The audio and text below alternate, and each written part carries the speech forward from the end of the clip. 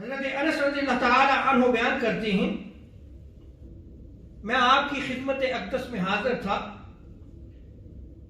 تو آپ کی بارگاہ میں بنا ہوا ایک پرندہ پیش کیا گیا، تو آقا علیہ السلام نے اللہ کے حضور دعا کی، باری تعالی میرے پاس اسے بھیج جو مخلوق میں تجھے سب سے زیادہ محبوب ہے۔ حضرت انس رضی اللہ تعالی عنہ بیان کرتے ہیں کہ میں وہاں موجود تھا، حضور کی دعا کو سن لیا،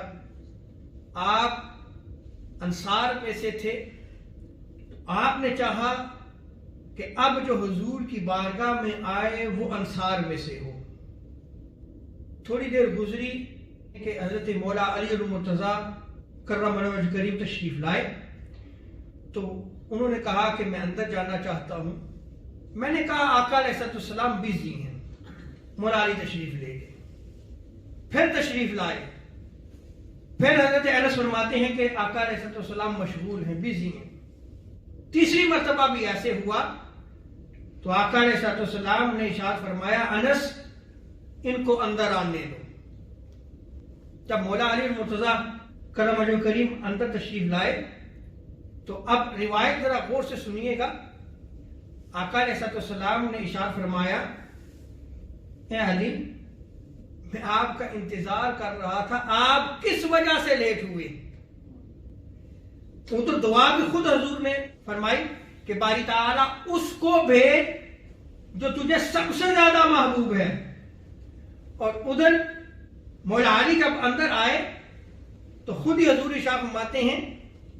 کہ آپ کس وجہ سے جو ہے وہ لیٹ ہوئے۔ گویا حضور انتظار فرما رہے تھے کہ جو اللہ کو سب سے زیادہ محبوب ہے وہ علی المرتضیٰ ہیں۔ تو مولا علی المرتضیٰ رضی اللہ تعالی عنہ نے عرض کی یا رسول اللہ میں 3 مرتبہ آیا، لیکن حضرت انس نے مجھے کہا کہ آپ بزی ہیں تو میں واپس چلا جاتا تھا۔ حضور نے حضرت انس کو بلا لیا، پوچھا بھئی آپ نے ایسا عمل کیوں کیا؟ عرض کرنے کے یا رسول اللہ